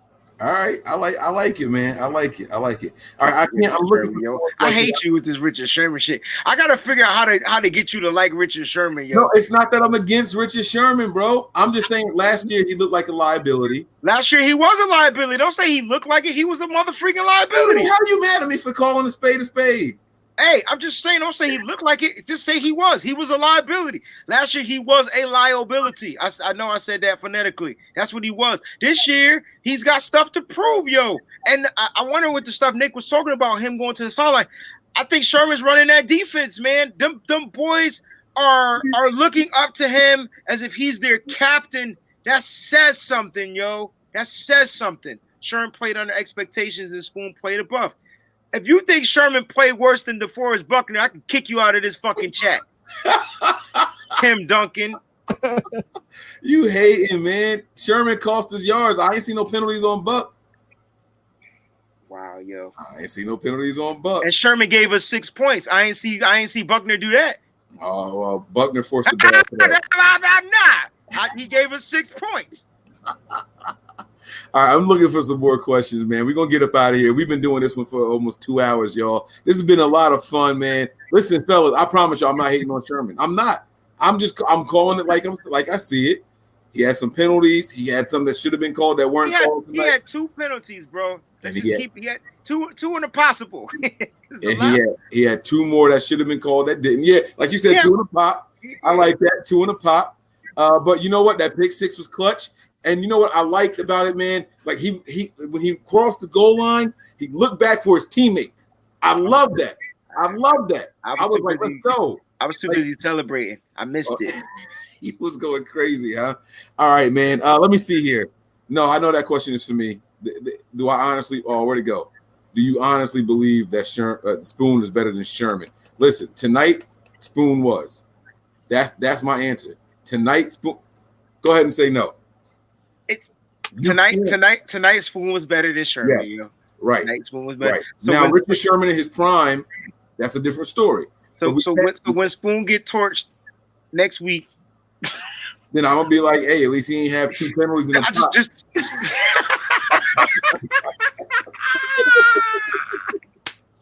All right, man. Look, hey, this was a lot of fun. All jokes aside, this was a lot of fun. And listen, man, you know, I think the most interesting question of the night was, can we get worse? Can we get worse? And I understand, like I said, I think that was a loaded question. The Niners had a bad game, and we still put up 31 points. Let's reflect. The defense has been a liability for the last how many years, guys? Like, seriously, since Fangio left, the defense has been a liability. Tonight, the defense is the reason we won. Mm-hmm. We overcame a tremendous amount of penalties. We overcame a couple of turnovers. We overcame bad field position at times. You know what I'm saying? These boys were out there. Do you remember when we started the drive on the 2-yard line? We got the first down, and we ended up punting from the 2-yard line. Mm-hmm. We overcame that tonight, and it was on the strength of the defense. And this is why I think that question was dope. The defense was ugly and played some bad football for a lot of this, and they still worked it out. The defense put up 2 scores for us. You know what I'm saying? Robbie Gould missed an extra field goal. It was a 57-yarder, but you could tell that they knew that was out of his range. He was smiling when he walked away. You know what I'm saying? Like, they were just trying some stuff out there. We had a sloppy game for the most part. We had some questionable play calling. Jimmy Garoppolo made some questionable throws. We had some drops from the offensive weapons. We didn't get to see a lot of people involved. I'm saying that, and on the flip side, we won the game. The defense had turnovers. We missed opportunity for other turnovers, and Jimmy Garoppolo spread the ball around to 8 different targets. Guys, a lot of positives here tonight. I know we were trying to harp on some of the negatives and things like that. There's a lot of positive here. This team is going to get better as the year goes on. As the temperature comes down, this team is going to get better. When these guys stop sweating so much and having cramps. We lost Kwuan Williams for, I don't know if it was the rest of the game or not, but Kwuan was out because of hydration issues. I saw a picture of a close-up on our head coach, and I was like, damn, he needs some water. His lips look dry. It was crazy. It was crazy out there today, and we still won. We still won, and won by 2+ scores, guys. That's what I'm talking about. That's exactly how it's supposed to be, man. Guys, this is the Overreaction show. We are here to overhype everything. We do it after every game, guys. If this is your first time here, we appreciate you guys stopping by. Make sure you guys stop on in here. You hit that like and subscribe button. Turn on those notifications so you know every time we go live. Check out the website also. It is nothingbutniners.com. You're going to see articles. You're going to see a page dedicated to the faithful with your gear on there for game day. Send us those pictures, okay? You can email them to us, nbniners@nothingbutniners.com. When you're at the website, you're also going to see our social media pages, okay? Give us a follow on Twitter and on Snapchat at nothing_but_9ERS. Also hit us up on Facebook and Instagram. That is Nothing But Niners with spaces in between, spelled all the way out with no numbers in there. I am 49ers Mike_NFL. My man Zach Hernan here. My man Zach. Final word for you, brother. Anything else you want to leave the people with? Me, hell of a way to open up the season, and I hope to see more of this going forward. Absolutely. And then last but certainly not least, my man 49ers Breezy Wayne, man. Any final words, brother? Yeah, I got some final words. Listen, man, the 49ers will travel to Tampa Bay Buccaneers, to Tampa Bay to take on the Buccaneers, and they were faced already with a heat adversity. Not only did they overcome the heat adversity, they overcome the adversity of the injuries that they suffered throughout the game. We lost Coleman. We lost Kwuan. We lost Kwuan Alexander to a freaking penalty, to an ejection. And you know what they did, yo? They found a way to bond together as brothers. They found a way to overcome the adversity, overcome the penalties, overcome all the negative stuff we talked about in the show, and they pulled out with a victory, a good victory, a solid victory. And you know what I expect? I got some toilet paper with Cincinnati, and I'm going to wipe my ass with that shit when we go to Cincinnati and beat them this week. Tune in, because we're going to beat them, and I'm going to put that shit on the screen so you can see shit all. I'm just playing, yo. My man is wild over there, y'all. He is wilding over there. He's wild. Yo, I got the toilet paper though. I'm definitely gonna show you the toilet paper. No shit. But no, listen, we gonna go down there, man. The fact that like we're on the East Coast. They're already here. They don't got to get accustomed to the time setting, all that type of stuff. That's going to play a favor. Somebody posted in our live comments, yo, they had 4 turnovers. 2 were on Andy Dalton. Blah, blah, blah, blah, blah, whatever. So I look for those ends to feast. And Buckner had a fucked up game, but Buckner will be back. And you can remember that shit. I'm out. All right, man. Guys, you already know what to do, man. Hit that like and subscribe button, like I said. Make sure you're giving us a follow. And you guys know the drill, man. This is what we do, man. This is always a good time here. This is always fun. Prepare for glory. Anticipate pain. Always remain faithful. All gas, no brakes. All gas.